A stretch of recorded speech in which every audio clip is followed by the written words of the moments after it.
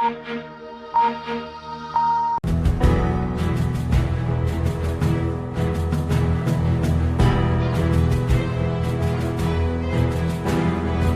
प्रदेश में 2022 के विधानसभा चुनाव के लिए बिगुल बज चुका है। राजनीतिक पार्टियों ने अपनी अपनी बिसात बिछानी शुरू कर दी है। इसी कड़ी में राष्ट्रीय लोकदल द्वारा बघरा के राजकीय इंटर कॉलेज के मैदान में एक परिवर्तन संदेश रैली आयोजित की जा रही है, जिसकी यहां पर तैयारियां शुरू हो गई हैं। आज हम बघरा के कल्याणकारी इंटर कॉलेज के मैदान में हैं। यहाँ पर तैयारियां शुरू की जा रही हैं। यहाँ पर तैयारी हो रही है। अभी हम आपको दिखाना चाहेंगे, यहाँ पर ये मंच तैयार हो रहा है। हमारे पीछे जो है यहाँ पर मंच तैयार हो रहा है। यहीं से कल राष्ट्रीय लोकदल के अध्यक्ष जयंत चौधरी एक जनसभा को संबोधित करेंगे। यहाँ पर लगातार मंच सजाया जा रहा है। इसके अलावा यहाँ पर कार्यकर्ता लोकदल के मौजूद हैं, जो यहाँ पर तैयारियों में लगातार व्यस्त हैं। अभी हम उनसे जानते हैं किस तरह की तैयारी रहेंगी और क्या रहेंगी। जी, तैयारियाँ बहुत बढ़िया हैं। आपका नाम? आलम राना। कल क्या प्रोग्राम है? कल एक परिवर्तन संदेश रैली है, जिसमें जयंत चौधरी जी आ रहे और एक ऐतिहासिक रैली होगी, बहुत बड़ी जनसभा है। आपका नाम? कल क्या प्रोग्राम यहाँ होना है? रैली क्या तैयारी है? जैन साहब की रैली है कल, इंशाल्लाह खूब बढ़ चढ़ के सब हिस्सा लेंगे इसमें। किस तरह की रैली है? क्या संदेश जाएगा? ये सब भाईचारे की रैली है।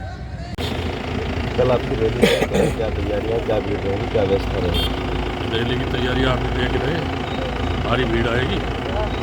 राष्ट्रीय अध्यक्ष माननीय जयंत चौधरी जी को सुनने के लिए गाँव में हमारे तोमर साहब अध्यक्ष तो पूरी टीम लगी हुई है।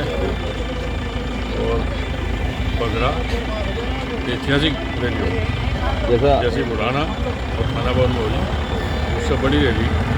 लोगों में भारी उत्साह है। ये 3 कृषि कानून वापस ले लिए हैं। वापस लेने की बात प्रधानमंत्री ने कही है।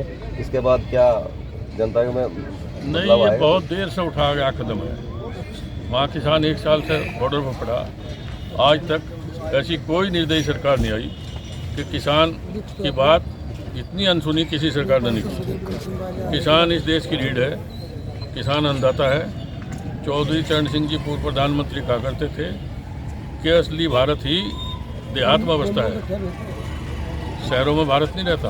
और देहात में किसान बसता है। किसान की इतनी दुर्दशा आज है कि किसान के डीजल पेट्रोल के तो दाम बढ़ाई हैं, जो खाद पर कीमत बढ़ा दी, यूरिया में वजन 5 किलो कम कर दिया।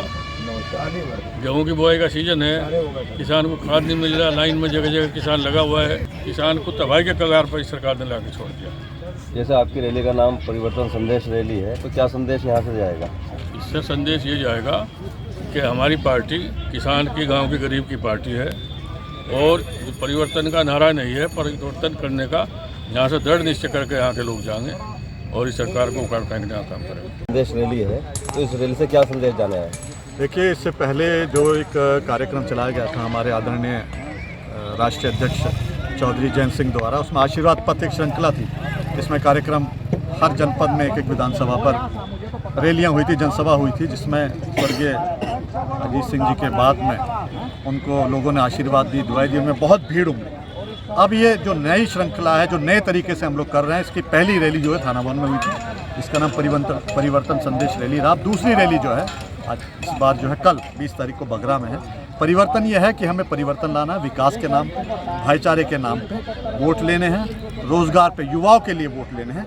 इसीलिए परिवर्तन संदेश हम लोग देना चाहते हैं। और बघरा चरथावल विधानसभा से हम लोग एक और संदेश जनपद मुजफ्फरनगर में देना चाहते हैं, और इसमें आसपास के जनपदों से भी भीड़ आएगी और ये रैली जो है ऐतिहासिक रहेगी। क्या 2022 के विधानसभा चुनाव में आरएलडी गठबंधन के साथ चुनाव लड़ेगी या स्वयं चुनाव लड़ेगी? देखिए, ये जो भी फैसला होगा हमारे नेता का होगा। और जहाँ तक हम लोग को पता है कि समाजवादी पार्टी और राष्ट्रीय लोकदल की विचारधारा एक, नीतियाँ एक है, और दोनों नेता युवा हैं। हम लोग चाहते हैं कि क्षेत्र के लोगों का विकास हो, जनता का विकास हो, प्रदेश का विकास हो। तो दोनों के विकास के लिए, जनता के लिए और क्षेत्र के विकास के लिए, प्रदेश के विकास के लिए दोनों पार्टी एक साथ रहेंगी। और जिसको भी सिंबल होगा, राष्ट्रीय लोकदल का कार्यकर्ता, एक कार्यकर्ता उसको चुनाव लड़ेगा। और आगामी 2022 में जो 22 संकल्प हैं, 31 अक्टूबर को सरदार वल्लभ भाई पटेल जी की जयंती पर जो हमारा एक मैनिफेस्टो संकल्प पत्र जारी हुआ था, 2022 के 22 संकल्प, उनको आधारशिला मानते हुए इस परिवर्तन संदेश रैली में जो हमारे नेता हैं, अध्यक्ष हैं जयंत चौधरी जी, वो आएंगे, अपनी बातें रखेंगे और 22 संकल्प 2022 में लेकर हम लोग चुनाव मैदान में जाएंगे और निश्चित है कि भाजपा को हम लोग हराएंगे और एक सरकार ऐसी बनेगी जो जनता की सरकार होगी, मजदूर की सरकार होगी, किसान की सरकार होगी। देखिए, कृषि बिल का जो मामला है, अभी देखिए 700 से ज़्यादा किसानों की शहादत हुई इस आंदोलन में। लखीमपुर खीरी में जो घटना हुई, एक मंत्री के बेटे ने शांति से एक आंदोलन चला रहे किसानों के ऊपर गाड़ी चढ़ा दी। उनका आज तक कुछ नहीं हुआ, कुछ जांच नहीं बढ़ पा रही है कि उसमें ऐसा क्यों हुआ, क्या कारण था। और एमएसपी की गारंटी कौन दे?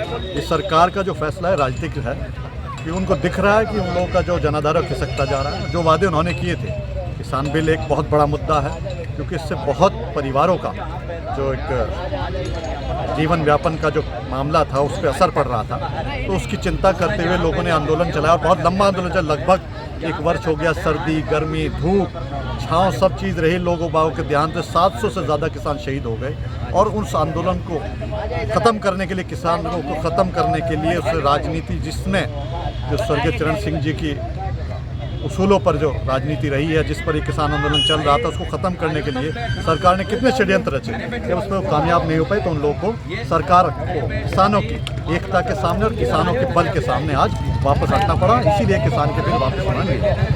जो मुद्दा इतनी पंचायतों के बाद, इतनी मीटिंगों के बाद खत्म नहीं हो पा रहा था, कृषि बिल वापस नहीं हो पा रहे थे, अचानक से ये बिल वापस लेना, क्या ये चुनावी?